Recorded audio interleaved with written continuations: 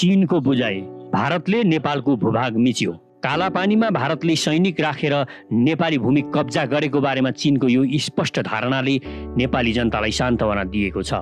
देशको पश्चिमोत्तर सीमामा अतिक्रमण यति बेला स्वाभाविक रूपमा नेपाली जनताको लागि मात्र होइन, विश्वको चासोको विषय बनेको छ। चिनिया अध्ययन केन्द्रले भारतको नयाँ नक्सामा नेपाली भूभाग मिचेको ठहर गर्दै समस्या समाधानका लागि भारतसँग पहल गर्न नेपाल सरकारलाई आग्रह गरेको छ। नेपाल र ब्रिटिस बीचको सुगौली सन्धिले दुई मुलुकको सिमाना छुट्याएको छ, तर भारतले निकालेको राजनीतिक नक्साले उसले नेपाली भूभाग मिचेको देखिन्छ। केन्द्रका अध्यक्षद्वारा जारी विज्ञप्तिमा छ, आफ्नो छिमेकीको भूभाग बिना स्वीकृति लिनुले माथिल्लो स्तरको दबाव सिर्जना गरेको देखिन्छ, जसलाई केन्द्रले जोरदार रूपमा विरोध गर्छ। नेपालको कालापानी क्षेत्रलाई भारतले आफ्नो राजनीतिक नक्सामा हालेपछि बढेको बहस र चीनले समेत नेपाली भूमि मिचिरहेको भनी आएको समाचारप्रति प्रतिक्रिया दिँदै चिनिया दूतावासका प्रवक्ता वाङ सियोयोङले पहिलो पटक सञ्चार माध्यमबाट प्रतिक्रिया दिएका थिए। भारतको यो हेपा प्रवृत्तिको उपचार के हुन सक्छ भने, जसरी चीन र भुटानको सीमामा विवाद हुँदा डोकलाममा भारतले आफ्नो सेना पुर्याएको थियो, त्यसरी नै चीनले पनि कालापानीमा आफ्नो सेना ल्याएको खण्डमा यो समस्याको छिटोभन्दा छिटो समाधान हुन सक्छ। चीनको दरिलो उपस्थिति बिना भारतले सितिमिति कालापानी छोडेर जाला भन्ने विश्वास गर्ने कुनै आधार अहिलेसम्म देखिँदैन। मोदीको नक्साभित्रको कुटिलता के हो? देशको पश्चिमोत्तर सीमामा अहिले भारतले मिचेको नेपालको सिमाना नेपाली जनताको लागि चासोको विषय बनेको छ। सिमाना बारम्बार मिचिएको, हाम्रो भूमिमा छिमेकीले मन परी गरिरहेको, विभिन्न समयमा बनेको सरकार प्राय निरीह हुने गरेको कुनै नौलो कुरा होइनन्। अझै नागरिकता लिने उमेर नपुगेका केटाकेटीदेखि 100 वर्ष हाराहारी पुगिसकेका नेपालीले यो कुरा बाल्यकालदेखि नै सुन्दै आएका छन्। तर भारतले ठ्याक्कै यति नै बेला किन त्यो नक्सा प्रकाशन गरेको हो?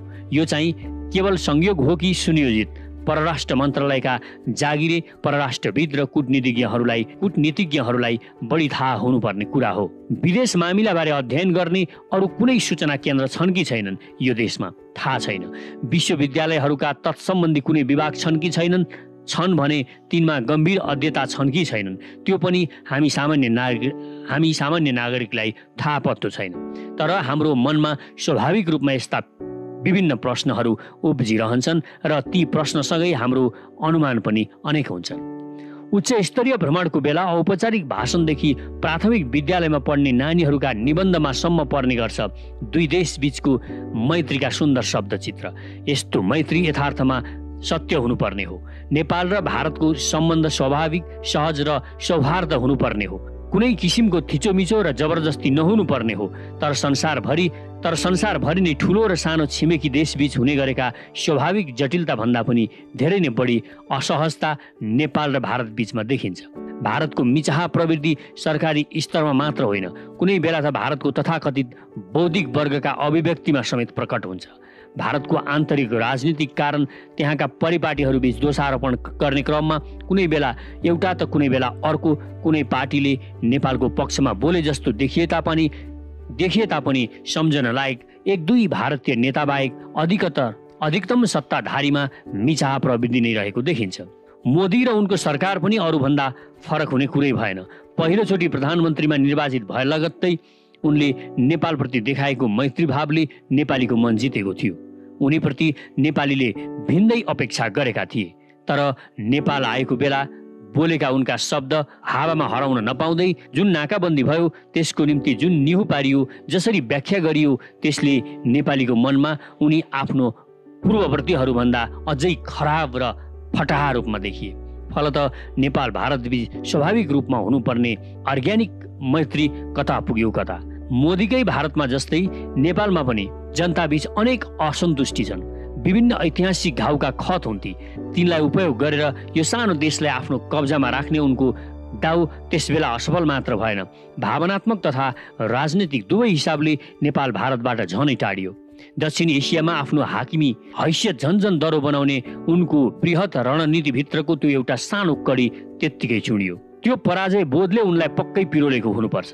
त्यसपछि चीनको बढ्दो प्रभाव कम गर्नु मोदीको भारतका निम्ति पहिलेको भन्दा बढी आवश्यक भयो होला। त्यो गल्तीबाट चेतेर सम्भवतः उनले अझै कुटिल चाल चल्न खोजे होलान्। त्यही चालको एउटा महत्त्वपूर्ण कडी हुन सक्छ यो नक्सा प्रकाशन। अर्थात् यो कुनै संयोग मात्र नभई मोदीको प्रभुत्ववादी सपनाको कुटिल चालहरू मध्येको एउटा सुनियोजित कदम हुन सक्छ र यसपछि अझै अरू घटना हुने सम्भावना छ। भारतले यो नक्साबाट के आशा गरेको होला त? पहिलो, अरू केही नभए पनि नेपालको प्रतिक्रिया कस्तो हुन्छ भनी प्रोब गर्न त यो काम लाग्ने नै भयो। यसै उसै दशकौंदेखि मनपरी भोग गर्दै आएको जमिन थियो। नेपालीले जतिसुकै कचकच गरे पनि गम्भीरतापूर्वक अन्तर्राष्ट्रियकरण गरिएको मुद्दा कहिल्यै बनेको छैन। नेपालीले लडाईँ लडेर त्यो फिर्ता लिन सक्दैनन्, कस्तो प्रतिक्रिया आउँदो रहेछ हेरौँ न त भन्ने उनको मनाशय रहेको देखिन्छ। दुई, यति मात्रै निश्चय नै होइन, औपचारिक रूपमा त्यो आफ्नै हो भनी नक्सा प्रकाशन गर्नु भनेको भोग चलन मात्रै गरेको होइन, सधैँका निम्ति आफ्नो बनाउने नै सुर हो। उसको हिसाबले त यो भूमि सिंहै आफ्नै बनाइसक्यो। तीन, उसको अर्को कुटिल चाल पनि हुन सक्छ। त्यसरी औपचारिक रूपमै जमिन हडपेर नेपालको राष्ट्रिय भावनालाई जानी जानी उत्तेजित पार्दा सिर्जना हुने अस्थिरताबाट फाइदा लिने उसले आशा गरेको हुन सक्छ। सत्ता बाहिर रहेका दायाँ बायाँ दुवैतिरका अतिवादीहरू परिचालन भए र उनीहरूको सडक आकर्षण बढ्यो भने नेपालमा अस्थिरताको नयाँ लहर सिर्जना होला र नेपालको वर्तमान सत्ताभित्र अनेक समस्या आइरहेको बेला त्यसबाट फाइदा लिन सकिएला भन्ने भारतले अर्को खेल, अर्को गोटी चालेको हुन सक्छ। चार, चीनसँग नेपाल झन् नजिकिएको जस्तो भारतलाई लाग्नु स्वाभाविकै हो। तर चीन आफ्नो व्यापारिक तथा अन्य स्वार्थका कारण नेपाल भारत सम्बन्ध बिग्रेको बेला दृढतापूर्वक नेपालका पक्षमा नउभिएला र चीनप्रतिको सद्भाव नेपालमा स्वतः कम होला भन्ने पनि उसलाई लागेको होला। हो, यी केवल अनुमानका कुरा हुन्, तर यी अनुमान सही नै रहेछन् भने चाहिँ भारत फेरि चुक्यो। अहिलेसम्मको छाँटकाँट हेर्दा राष्ट्रिय स्वार्थका मामिलामा सत्तासीन पार्टी, प्रतिपक्ष तथा वर्तमान राजनीतिक प्रणालीको विपक्षमा रहेका नेपाली समेत सबै एकजुट देखिएका छन्। भारतलाई त्यो जमिन निल्न सजिलो छैन। भारतको यो मनपरीको अन्तर्राष्ट्रियकरण नै हुने स्थिति आयो भने उसलाई अझै असजिलो होला। र सबभन्दा महत्त्वपूर्ण कुरा त के भने यति बेला नेपालीको थप चित्त दुखाइले भारत असल छिमेकी होइन, कुटिल परचक्रीकै रूपमा स्थापित हुने सम्भावना झन्झन बढ्दैछ। आफूलाई निकै बुद्धिमान ठान्ने मोदीले अत्यन्त राम्रो अवसर निरन्तर गुमाउँदै आइरहेका छन्। हरेक हिसाबले स्वाभाविक मित्र बन्न सक्ने नेपालीलाई उनी आफ्नै कारण झन्झन टाढा बनाउँदैछन्। उनका निम्ति सबैभन्दा श्रेयस्कर त आफ्ना पूर्ववर्ती प्रधानमन्त्रीहरूभन्दा बढी नेपाल मैत्री भएर नेपालको भावनालाई सम्मान गरेर अब उपरान्त एउटा भरपर्दो मित्र भयो भन्ने प्रमाणित गरेर देखाइदिनुहुन्थ्यो। तर घरभित्रै अनेक सङ्कटसँग जुधिरहेका तर प्रभुत्ववादको नशा लागिसकेका शासकका निम्ति यो त्यति सहज भने छैन। नेपालको पश्चिमोत्तर सीमा हाँक्काहाँकी मिच्ने यो बेकायदा एउटा छुट्टै गल्ती मात्र नभएर भारतको दक्षिण एसियामा पुनः प्रभुत्व स्थापना गराउने योजनाको एउटा सानो अंश मात्रै हुन सक्छ। उसको अन्य कुटिल चाल अझै देखा परि नसकेका होलान्। सतर्कता आवश्यक छ। नेपालका सबै राजनीतिक पार्टीमा विभिन्न मात्रामा भारतको प्रभाव छ।